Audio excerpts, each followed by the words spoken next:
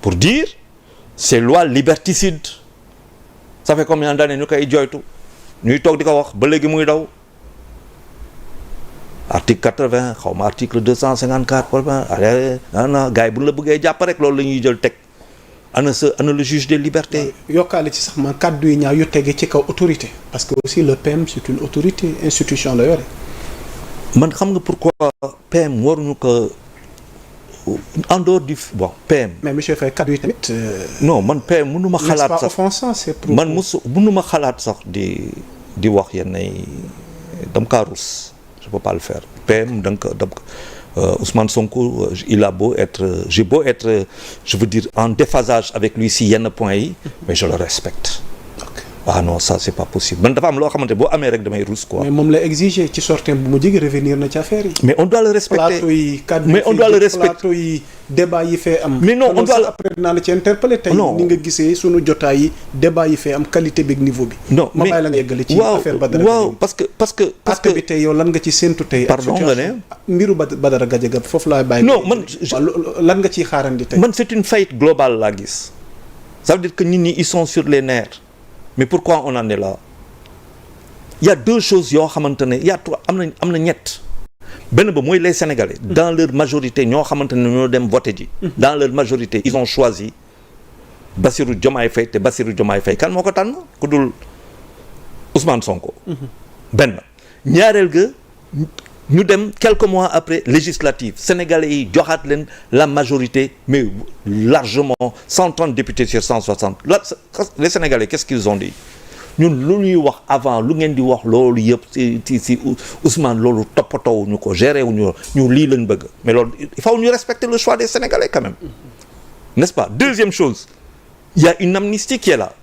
troisième chose mais duma toog di saaga suma premier ministre duma ko may benn africain mun naa bañ a ànd ak moom si ay politique ñu toog confrontation des idées d'arguments ñu toog nga génne sa argument ñu toog di si débattre mais sa personne elle est sacrée sa personne est sacrée donte moom sax day toog di wax du ma ko niroo bu dee day wax lu ñaaw du ma ko niroo parce que je suis bien élevé bu léegi nag dafa am loo xamante ne dañu war a xoolaat da nga poser sànq benn question mais ce que nous voyons là c'est le produit de quoi. delloowaat naa la laaj bi. c'est le produit un professionnel. c'est le produit de nos écoles. plus de 40 ans d'expérience tey. mais ñu dem ba sénégalais yi di poser question di ñu delloo bal bi naan finalement lan mooy tasum xibaar média lan la parce que débat yi ñuy gis tësante la ñuy gis defante la ñuy gis kaddu yu ñaaw la ñuy gis niveau bi dafa wàcc. te alors que waroon na mën a dem ci leneen ñuy waxtaanee. des questions essentielles yi soxal maanaam. mais moi ça fait des années que je le déplore. personne ne m'écoute c'est tout. mais les gens qui sont sur un plateau fu ñu jógee kan moo leen formé c'est pas l'école sénégalaise c'est pas les universités c'est pas les centres de formation wax ma combien de journalistes aujourd'hui peuvent faire un journal télévisé en français sans te faire du broken French combien vont te faire une tenue comme ça toog comme ça là bâton rompu on parle en français et puis ñëpp nangu ko combien de Sénégalais pas on le refuse toute la connaissance est transmise en français léegi wax ma qu'est-ce que tu as appris en wolof et tu fais des émissions en wolof quels sont les concepts que tu connais en wolof fa moo mën a gagner xam nga fan la mais par rapport tout simplement à une histoire qui t'est particulière mais du doon si loo xamante ne dañ ko jàng structuré ko lépp si en wolof dañ ko xam. à qui la faute. ah mais écoute qui est au pouvoir qui est passé au pouvoir c'est pas moi mais c'est pas moi. Donc après on s'étonne tey ñu toog ni qu'on a des plateaux oui c'est des plateaux de caniveau tout ça le gars même qui te dit c'est un plateau de caniveau et tout nga xool la posture lu mu la koy waxee nga toog ak xoolaat ko nii tey da ngay toog nous combien de fois on a été insulté après Jakaarlo en faisant Jakaarlo les gens t'insultent sur les trucs mais je dis le gars qui m'insulte là que je connais même pas ni la don ni Dave dem naa ba France pour koo xam ne daf ma saaga ma ñëw ba këram sonné mu génn tiit ne ma ne ko non je veux que ce que tu as écrit là je veux que tu me le dises en face. dund nga ko. waaw dund naa ko. avec Jakaarlo. dund naa ko ak Jakaarlo. déjà en parlant de Jakaarlo parce que concept bi ça fait débat parce que lépp fa la xewee. yow nga am expérience le concept c'est le meilleur concept qui existe. nga dund expérience Jakaarlo. oui tey réew mi posé débat Jakaarlo kaddu yi fee jëpp. waaw ba sax jàpp nañ ni derrière tout ça nag kër gi dafa am borom. léegi bu fa amee ay kaddu yu fee jëb wala teesante fee jë daf mel ni neex na borom parce que ki nga xamante ni moom lañ wax kaddu yi tax Badara tey jii ni ñu yoon teg tee ko muy Ousmane Sonko am ñu ne bu doon borom kër gi du ngeen mës a nangu yéen ngeen bokk jàkkaarloo ñu yëkkati kàddu di ko teg ci ndodd Youssou Ndour alors monsieur Faye ñu revenir sur le concept de jàkkaarloo ak coow li ci juddu ak li ñuy waxal jàkkaarloo ak yow mi dund jàkkaarloo tey lan moo ci sa njàngat. jàkkaarloo c'est le meilleur concept que ce pays ait eu en émission léegi nag jàkkaarloo dee tey day arrangé ñu bëri pour ñu mën a exister ñoom parce que jàkkaarloo da leen di fay. bu dee da ngay toog di waxtaan wala di xalaat wala di teg débat dafa am loo xamante ne c'est au niveau épidermique émotionnel man foofu du ma fa ne moi je vais beaucoup plus loin je pousse toujours la réflexion beaucoup plus loin toog naa fii kër gi fii yàggul noonu c'était en 2022 juste après les législatives defe naa xaw ma benn Mactar la woon xaw ma kan la woon ne ko par A ou par B Macky Sall dina dem te Macky Sall bu doon jéem ba di def te loolu am na lu ma wax day dem ba ma koy wax Youssou Ndour était qui pour Macky était quoi pour Macky Sall c'était son conseiller en ministre fan kan moo ma doon fay le groupe Futurs Médias j'ai ma liberté de ton je l'ai assumé def naa jàkkaarloo 10 ans j'ai assumé les Youssou Ndour musuma woo ne ma Charles c'est dans ce sens ou c'est dans ce sens que je veux que tu parles j'ai trop de respect pour Youssou mais il en a autant pour moi pour ma wax loolu xalaatuma ko yaa ngi comprendre maintenant il y a des intérêts de la maison feneen laa koy défendre xam nga lu ma wax voilà maintenant ku si nekk ak lu nga mel tu comprends jàkkaarloo qu'est-ce qui s'est passé la fois dernière il faut que nit ñi toogaat xoolaat émission bi il faut remettre cette émission xoolal dal avec beaucoup de froideur et beaucoup de recul boo toogee recul nga toog dégluwaat et tu vas comprendre quand tu parles gis nga nit buy wax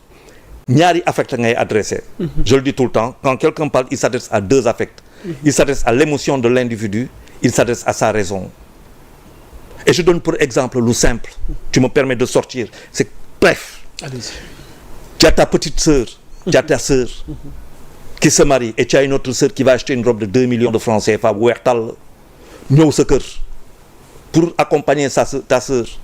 xam nga moom sa doom daw ñëw jël bisaab bi tuur ko si yére gi qu'est-ce qui se passe souvent 99% des cas 95 90 50% des cas qu'est-ce qui se passe souvent xale bi de xam naa moom yaramam du ko fekkee du dëgg waaw parce que xam nga pourquoi c'est l'émotion tout de suite pan on appelle ça l'intelligence émotionnelle pan xale bi mun na am sax mu xuloo ak yow après xale bi lan la doon def affection la doon wone intention bi moom c'était de l'affection aller à la rencontre de l'autre ndax li mu sol rafet na waaw bëgg leen waaw cat am ci diggante bi waaw la maladresse bisaab bi tuuru ko am rek sœur bi sa sœur wax lu loo xamante ne mu metti la sa jabar ñëpp xuloo yàlla buñ na moo ko tey waaw mais sa sœur mun na am beneen réaction ok xam nga ban mooy réaction jël xale bi nga toog di yuux mu ne de defal nang jël sa doom yëkkati ko foo reetaan kii ci biir bopp bi ne rob bi daal moom dee na mun na am dañ koy bu mu lay am mun nañ ko yóbbu fóotaat ko mais tey du mu ko sol moom kii du mu ko sol mun na am ñu dem ñu defaraat ko ma sol ko beneen bés mun na am tam ma perte ko muy ñaari milliards yoo xamante ne perte naa ko waaw loolu mooy waaw ay ndeysaan ay almaktum ay Serigne Abdou Aziz Sy Dabakh monseigneur tam il nous manque beaucoup réew mi dafa am kàddu gu fi manqué oui pour dalal askan wi oui ñoom ñoo ñu manqué ñoom rek ñoo ñu manqué bu dee politique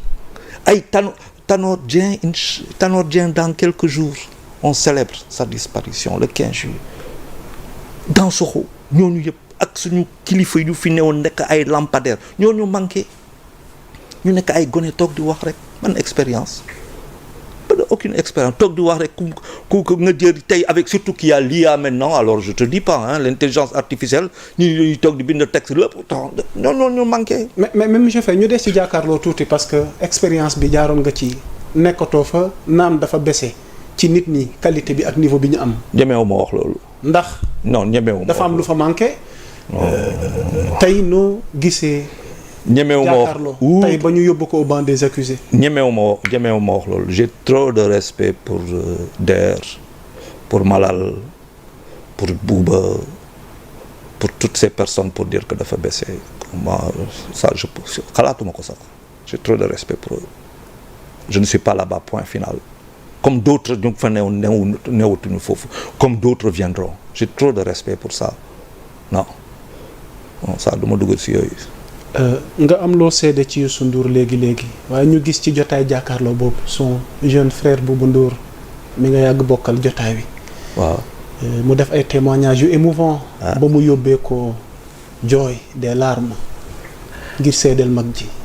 alors épisode boobu monsieur Faye noo ko dundee gis Bouba muy jooy di seede ci magam jàpp ni bëri na luñ koy tuumaal te yëgul tinul lañ koy waxal amu ci mu mel ni yow loolu nga seede ni Youssou Ndour fukki at yaa nga fa def musuloo woo mbaa wax la sa taxawaay te donte yàgg nga jël ay position yu waroo sax ak moom taxawaay lu leer laa la te da doon ànd ak Macky épisode Bouba Ndour boobu et ses larmes. naa la jox benn anecdote comme m'a dit il y a une semaine un peu plus d'une semaine fekk ñu ngi yóbbu suñu rakk bu baax suma mag bu baax a baax football ak moom Patrice ancien international Patrice Cardo am sama benn sœur bu ma ne et ça Bouba il va l'écouter certainement quand son père était à l'hôpital à la clinique Bouba dafa ñëw hôpital di seet si papam mu tombé si benn jànq accidenté bu accidenté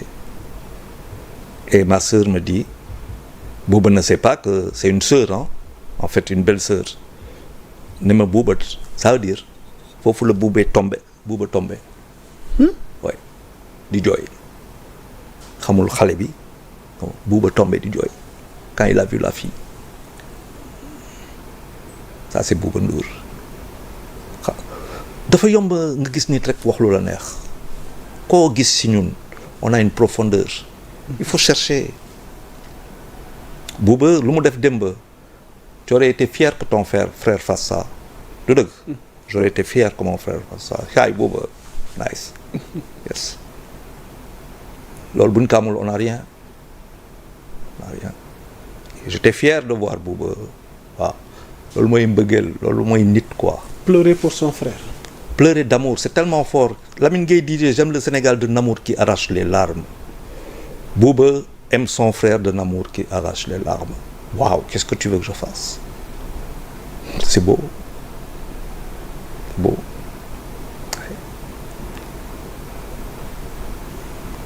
ouais.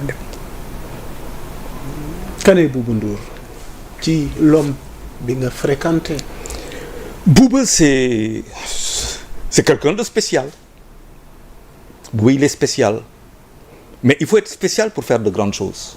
Si tu es ordinaire tu feras des choses ordinaires. Bouba est spécial. Oui. Bouba xoolal au début quand on faisait jàkkaarloo tout le monde l'attaquait mais xoolal. Il n'a pas sa place. Mais après regarde en vrai. Il est spécial.